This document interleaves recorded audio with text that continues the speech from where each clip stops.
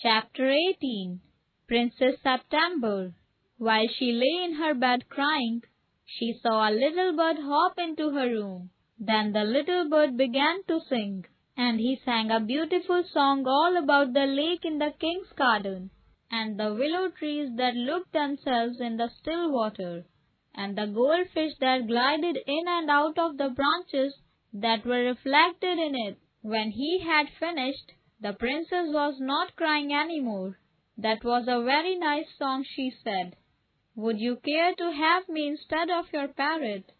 said the little bird.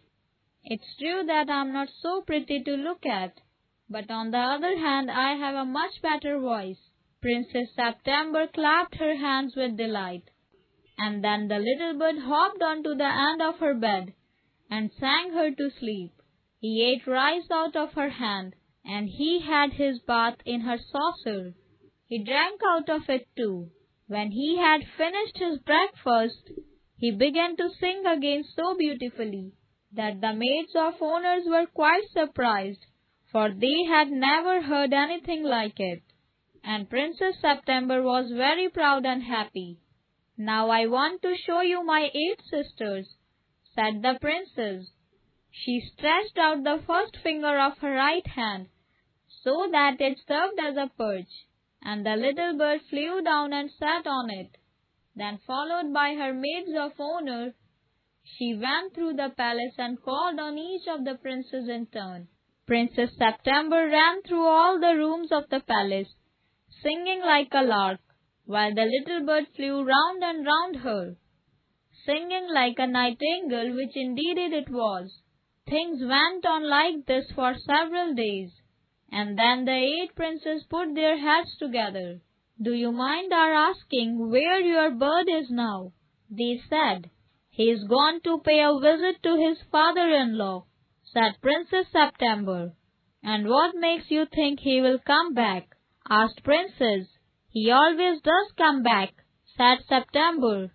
"Well, my dear," said the 8 princes, "if you will take our advice, you won't run any risk like that. If he comes back, and mind you, if he does, you will be lucky, pop him into the cage and keep him there.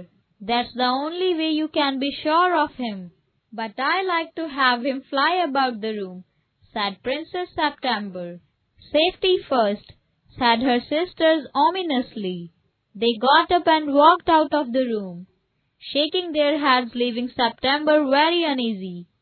It seemed to her that her little bird was away a long time, and she could not think what he was doing. Something might have happened to him. What with hawks and men with snares, you never knew what trouble he might get into. Besides, he might forget her, or he might take a fancy to somebody else. That would be dreadful. Oh, she wished he were safely back again, and in the golden cage that stood there, empty and ready. Suddenly September heard a tweet-tweet just behind her ear, and she saw the little bird sitting on her shoulder. He had come in so quietly and alighted so softly that she had not heard him. "I wondered what on earth had become of you," said the princess. September felt her heart go thump, thump against her chest, and she made up her mind to take no more risk. She put out her hand and took hold of the bird. This he was quite used to. She liked feeling his heart go pit-a-pat so fast in the hollow of her hand, and I think he liked the soft warmth of her little hand. So the bird suspected nothing. He was so surprised when she carried him over to the cage, popped him in, and shut the door on him, that for a moment he could not think of nothing to say. But in a moment or two he hopped up on the ivory perch and said, "What is the joke?" "There is no joke," said September, "but some of the mamma's cats are prowling about tonight, and I think you are much safer in there. I shouldn't have slept a wink all night if I hadn't known you were safe." "Well, just for this once I don't mind," said the little bird, "so long as you let me out in the morning." He ate a very good supper and then began to sing. But in the middle of his song he stopped. "I don't know what the matter is with me," he said, "but I don't feel like singing tonight." "Very well," said September, "go to sleep instead."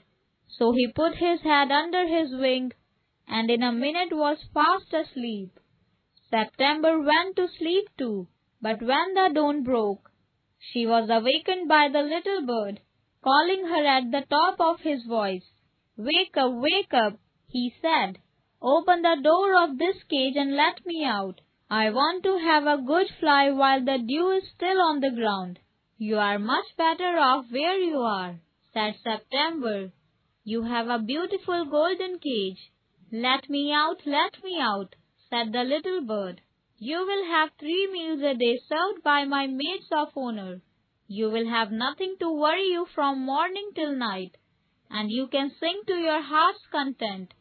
Let me out," said the little bird, and he tried to sleep through the bars of the cage, but of course he couldn't, and he beat against the door, but of course he couldn't open it. Let me out," "Don't be such an old silly," said September. "I have only put you in the cage because I'm so fond of you. I know what's good for you much better than you do yourself. Sing me a little song and I will give you a piece of brown sugar." But the little bird stood in the corner of his cage, looking out at the blue sky, and never sang a note. He never sang all day. "What's the good of sulking?" said September. "Why don't you sing and forget your troubles?" "How can I sing?" answered the bird. "I want to see the trees and the lake, and the green rice growing in the fields." She gave him his supper, but he wouldn't eat a thing. The princess was a little anxious at this, and asked her sister what they thought about it. "You must be firm," they said. "But if he won't eat, he will die," she answered. "That would be very ungrateful of him," they said. "He must know that you are only thinking of his own good. If he is obstinate and dies, it will serve him right, and you will be well rid of him." September didn't see how that was going to do her very much good, but they were 8 to 1, and all older than her, so she said nothing. "Perhaps he will have got used to his cage by tomorrow," she said, and next day, when she awoke, she cried out good morning in a cheerful voice. She got no answer. She jumped out of bed and ran to the cage. She gave a startled cry, for there the little bird lay at the bottom on his side, with his eyes closed, and he looked as if he were dead. She opened the door and put her hand in, lifted him out. She gave a sob of relief, for she felt that his little heart was beating still. Wake up, little bird," she said. She began to cry, and her tears fell on the little bird. He opened his eyes and felt that the bars of the cage were no longer round him. "I cannot sing unless I'm free, and if I cannot sing I die," he said. The princess gave a great sob. "Then take your freedom," she said. "I shut you in a golden cage because I loved you and wanted to have you all to myself, but I never knew it would kill you. Go, fly away among the trees that are round the lake, and fly over the green rice field. I love you enough to let you be happy in your own way." She threw open the window and gently placed the bird on the sill. He shook himself a little. "Come and go as you will, little bird," she said. "I will never put you in a cage any more." "I will come because I love you, little princess," said the bird, "and I will sing you the loveliest songs I know. I shall go far away, but I shall always come back, and I shall never forget you." He gave himself another shake. "Good gracious me, how stiff I am," he said. Then he opened his wings and flew right away into the blue. He did return at last, and he sat on September's shoulder, and ate out of her hand, and sang her the beautiful songs he had learned while he was flying up and down the fair places of the world. September kept her window open day and night, so that the little bird might come into her room whenever he felt inclined, and this was very good for her. So she grew extremely beautiful, and when she was old enough, she married the king of Cambodia, and was carried all the way on a white elephant to the city in